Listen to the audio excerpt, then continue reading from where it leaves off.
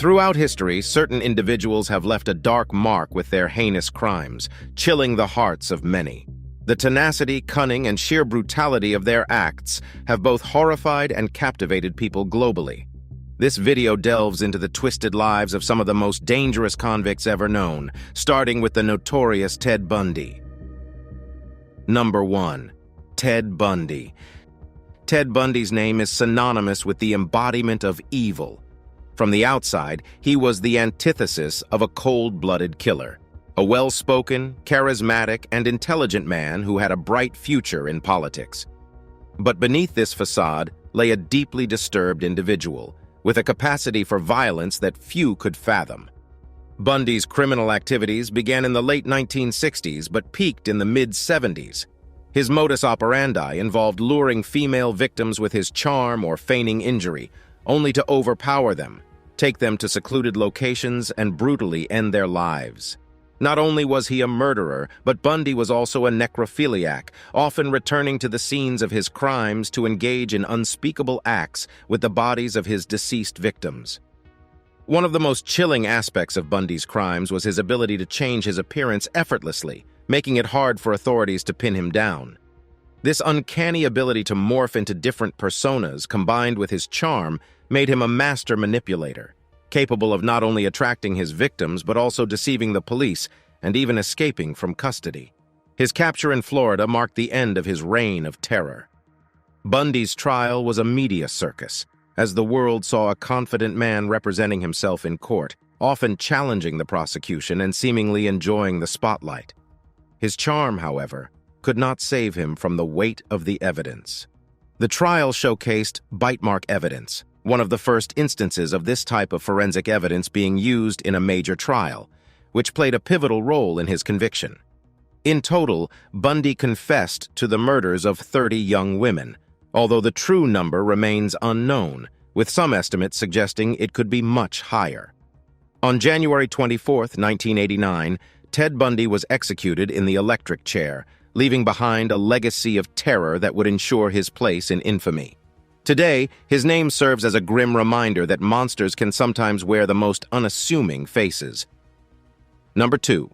Gary Ridgway, the Green River Killer. Gary Ridgway's insidious acts earn him a grim spot in the annals of criminal history. Known as the Green River Killer, his crimes extended over nearly 2 decades, resulting in the deaths of numerous women in the Seattle, Washington area. What sets Ridgway apart from many other serial killers is not just the sheer number of his victims, but also his methodical approach to evading capture for such an extended period. From the early 1980s until his arrest in 2001, Ridgway preyed primarily on young women, many of whom were runaways or involved in prostitution. He would often approach them with an offer, luring them to his vehicle. Once they were within his grasp, Ridgway would strangle them, usually by hand, demonstrating a chilling personal touch to his atrocities.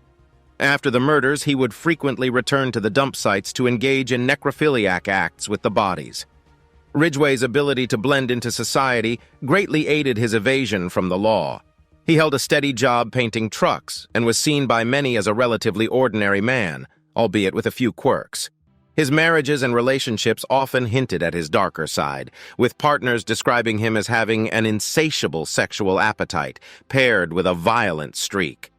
The pivotal break in the case came nearly 2 decades after the first murder. With the advent of more sophisticated DNA testing techniques in the early 2000s, the samples collected from the crime scenes in the 80s were reanalyzed. The results pointed to a single individual, Gary Ridgway. He was arrested in 2001 and, faced with the mounting evidence against him, began confessing to his crimes. His confessions were cold, methodical, and void of emotion. He spoke of his victims not as humans, but as mere numbers. The plea deal that spared him the death penalty required him to reveal the locations of still missing women, leading to a gruesome tour of the killing fields where he had dumped their bodies. In the end, Ridgway was convicted of 49 murders, but he confessed to killing 71, and some estimates suggest the real number could be even higher. Serving a life sentence without parole, Gary Ridgway stands as one of America's most prolific serial killers. His reign of terror is a harrowing testament to the depths of human depravity and a cautionary tale about the monsters that can lurk beneath a veneer of normalcy. Number 3. Pedro Lopez, the Monster of the Andes. In the world of criminal infamy, few names evoke as much dread as Pedro Lopez. Hailing from Colombia, Lopez is believed to be one of the most prolific serial killers in recorded history. Dubbed the Monster of the Andes, his crimes stretched across multiple countries in South America, with his victims predominantly being young, vulnerable girls. Born in 1948 in Tolima, Colombia, Lopez's early life was marred by violence and hardship. He was kicked out of his home at a young age after his mother caught him fondling his younger sister.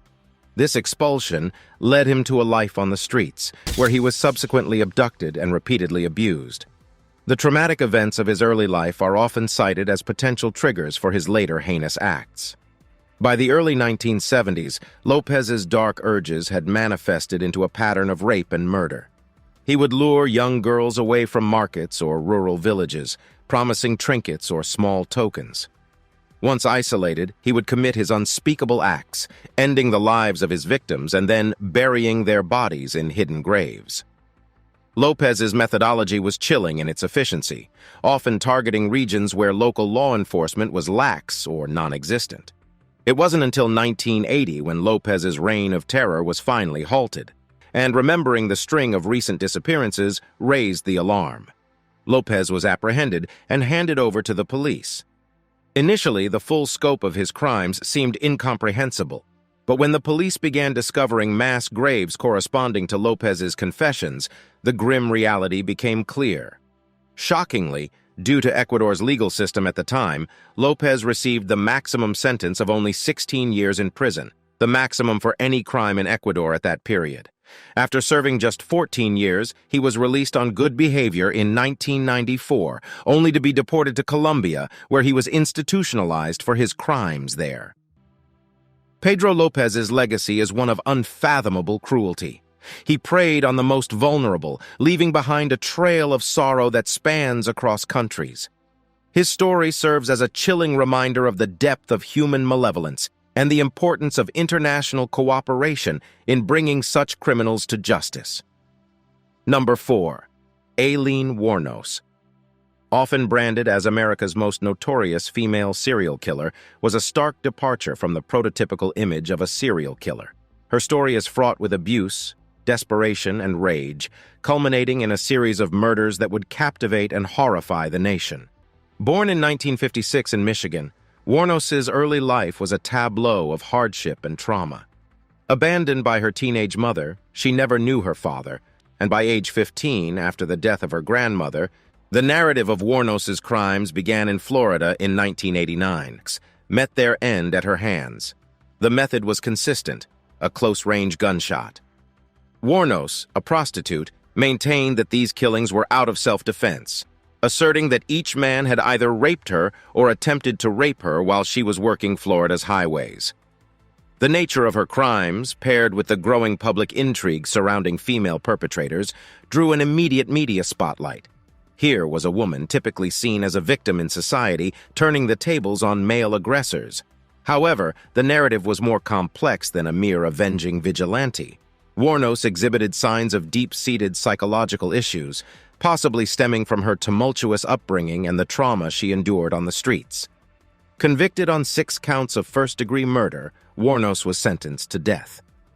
During her time on death row, she began exhibiting erratic behavior, sometimes expressing a desire for death and at other times claiming innocence. Her story became the subject of numerous documentaries, movies, and debates, with many questioning the ethics of executing a person with such evident mental health issues. Aileen Warnos was executed by lethal injection in 2002. Her life and crimes are reflective of the darker corners of society, where abuse and neglect can culminate in unimaginable violence. Her legacy is a poignant reminder of the consequences of systemic failures and the blurred lines between victim and perpetrator. Number 5. Chikatilo, the Butcher of Rostov. Among the pantheon of the world's most heinous serial killers, the name Chikatilo casts a particularly haunting shadow. Known as the Butcher of Rostov or the Red Ripper, Chikatilo's crimes were marked not just by their number, but by their extreme brutality and the perverse motivations that drove him. Born in 1936 in Ukraine, then a part of the Soviet Union, Chikatilo's early life was tainted by the horrors of famine and war. He grew up hearing stories of cannibalism during the Great Ukrainian Famine, and as a young boy he was told his older brother had been kidnapped and eaten by starving neighbors. This unsettling backdrop may have been the foundation for the nightmares he would later unleash on his victims. Chikatilo's dark journey began in the late 1970s. Over the next 12 years, he would claim the lives of more than 50 people, with victims ranging from young children to women and occasionally men. He would lure them into secluded areas, such as forests or train stations, and then unleash a fury of violence upon them. Despite the growing body count, Chikatilo eluded capture for years. The Soviet authorities were hesitant to admit the existence of a serial killer. Moreover, investigative techniques were outdated, and several innocent men were arrested and even executed for Chikatilo's crimes. The sheer savagery of Chikatilo's acts painted a portrait of a man deeply at odds with himself.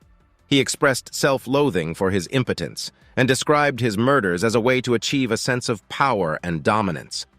The psychological evaluations pointed to a complex web of paranoia, chronic impotence, and a deep-seated rage against society. After a lengthy trial, during which the depth of his depravity was laid bare for the world to see, Chikatilo's legacy is a dark chapter in the annals of crime. His story is emblematic of the dangers that can arise when societal taboos and a disturbed psyche converge. In the end, the Butcher of Rostov serves as a chilling reminder of the depths of human depravity and the monsters that can hide in plain sight. Number 6. Richard Ramirez, the Night Stalker. In the mid-1980s, a specter of terror loomed over Southern California, evoking fear in the hearts of its residents. This dread was attributed to a string of brutal home invasion crimes that seemed random in nature, but were united by their sheer brutality and the signature of satanic symbols left behind. The man responsible was Richard Ramirez, who would go down in infamy as the Night Stalker. Born in 1960 in El Paso, Texas, Ramirez had a troubled upbringing. Exposed to a blend of violence, drug abuse, and alleged ritualistic practices from a young age, his descent into darkness seemed almost inevitable. By the early 1980s, he had migrated to California and gradually began his crime spree. Ramirez's modus operandi was particularly chilling due to its unpredictability. There seemed to be no consistent pattern in terms of victim selection. Men, women, and even children fell prey to his cruelty. Breaking into homes under the veil of night, he committed a series of robberies. His victims often woke up to the horrifying realization of a stranger in their midst, their last moments marked by terror. It was a combination of forensic evidence, including fingerprints and public vigilance, that finally led to Ramirez's capture. In August 1985, Ramirez was identified and his photo was released to the public. Recognized by residents in East Los Angeles, he was chased down and captured by a group of civilians who held him until the police arrived. The subsequent trial was a media circus. Richard Ramirez, with his long hair, gaunt features, and penchant for dark sunglasses, became an eerie figure in the public imagination. Throughout the trial, he frequently flaunted his satanic affiliations, at one point even yelling "Hail Satan" in the courtroom. He would never face execution, however, dying in prison in 2013 from complications related to B-cell lymphoma. Richard Ramirez's reign as the Night Stalker is a grim reminder of the unpredictability of evil. His crimes were not only acts of violence but also psychological warfare, casting a long shadow of fear that would be remembered for decades to come. Number 7. John Wayne Gacy, the Killer Clown. Among the annals of American serial killers, John Wayne Gacy occupies a uniquely horrifying niche. Portraying himself as a community-spirited man, Gacy's double life as the Killer Clown presents a terrifying duality. A public figure admired by many, born in 1942 in Chicago, Gacy faced a tumultuous childhood marked by abuse at the hands of his alcoholic father. Yet by the 1970s, he had seemingly overcome his difficult past to become a successful businessman, community volunteer, and active member of the Democratic Party in Chicago. He even performed at children's hospital events and birthday parties as Pogo the Clown. But beneath this facade of normalcy, a chilling narrative was unfolding. Starting in the late 1960s, Gacy lured young boys and young men with promises of work, money, or simply by impersonating a police officer. It was in December 1978 that Gacy's dark world began to unravel. When 15-year-old Robert Peast went missing after reportedly going for a job interview with Gacy, the police initiated a search that led them to his suburban home. The discovery they made there was beyond macabre. Beneath the house lay the remains of multiple young men, buried in a makeshift graveyard. As the investigation progressed, more bodies were discovered in nearby rivers, all leading to a grim count of 33 victims. But the evidence was overwhelming. He would spend 14 years on death row, often giving interviews and making artwork that further fueled the public's morbid fascination. In 1994, he was executed by lethal injection. Gacy's legacy is a testament to the harrowing reality that monsters can hide behind the most ordinary facades. His dual life as a community leader and a brutal killer forces a confrontation with the uncomfortable truth that evil can reside in plain sight, masked by the trappings of normalcy. The killer clown remains a stark symbol of the darkest aspects of human nature, lurking beneath the surface. Number 8. Jeffrey Dahmer, the Milwaukee Cannibal. Jeffrey Dahmer, often dubbed the Milwaukee Cannibal or the Milwaukee Monster, stands out as one of the most psychologically perplexing and disturbing figures in the history of crime. His gruesome acts not only involved murder but also necrophilia and cannibalism. Dahmer's descent into this dark abyss challenges our understanding of human capacity for evil. Born in 1960 in Milwaukee, Wisconsin, Dahmer's early life gave some indications of his later obsessions. As a child, he was fascinated by dead animals, often collecting and dissecting them. This macabre curiosity would evolve into something far more sinister in his adulthood. Dahmer typically lured young men to his apartment with promises of money or alcohol. Once there, his victims were drugged, strangled, and then subjected to post-mortem rituals. Disturbingly, he often kept souvenirs, like skulls or photographs of the dismembered bodies. In some cases, driven by a twisted desire for companionship, he attempted to create zombies by injecting acid into his victims' brains. Dahmer's acts took an even darker turn with cannibalism. He confessed to consuming parts of his victims, a gruesome act he believed would allow him to absorb their essence and keep them with him forever. This horrifying detail earned him the moniker, the Milwaukee Cannibal. His reign of terror came to an end in 1991. A subsequent search of Dahmer's apartment revealed a house of horrors, photographs of mutilated bodies, remains in the refrigerator, and a barrel containing acid with decomposing bodies. In 1992, Dahmer was sentenced to 16 life terms in prison. However, his incarceration would be short-lived. Jeffrey Dahmer's legacy is a chilling exploration of the human psyche's darkest corners. His crimes challenge our understanding of morality, pushing the boundaries of what we believe is humanly possible. The Milwaukee Cannibal serves as a grim reminder of the depths of depravity, raising unsettling questions about nature, nurture, and the thin line between sanity and madness. Number 9. Alexander Pichushkin, the Chessboard Killer. While the Cold War raged and the world's eyes were often on the grand chess game between superpowers, in the shadows of Moscow's parks, a different kind of game was afoot, orchestrated by a man whose ambitions were macabre and horrifying. Alexander Pichushkin, later infamously dubbed the Chessboard Killer, embarked on a twisted mission to commit as many murders as there are squares on a chessboard. Born in 1974 in Mytishchi, Moscow Oblast, Pichushkin's childhood hinted at the darkness that lay ahead. Bullied as a child and described as a loner, the genesis of his crimes can be traced back to a statement made by his grandfather, that to be a real man, one had to do something grand, something that would ensure his name would never be forgotten. His nickname, the Chessboard Killer, arose from his gruesome ambition. He even kept a board at home, marking off each square as a kill was achieved. Pichushkin's capture in 2006 was almost serendipitous.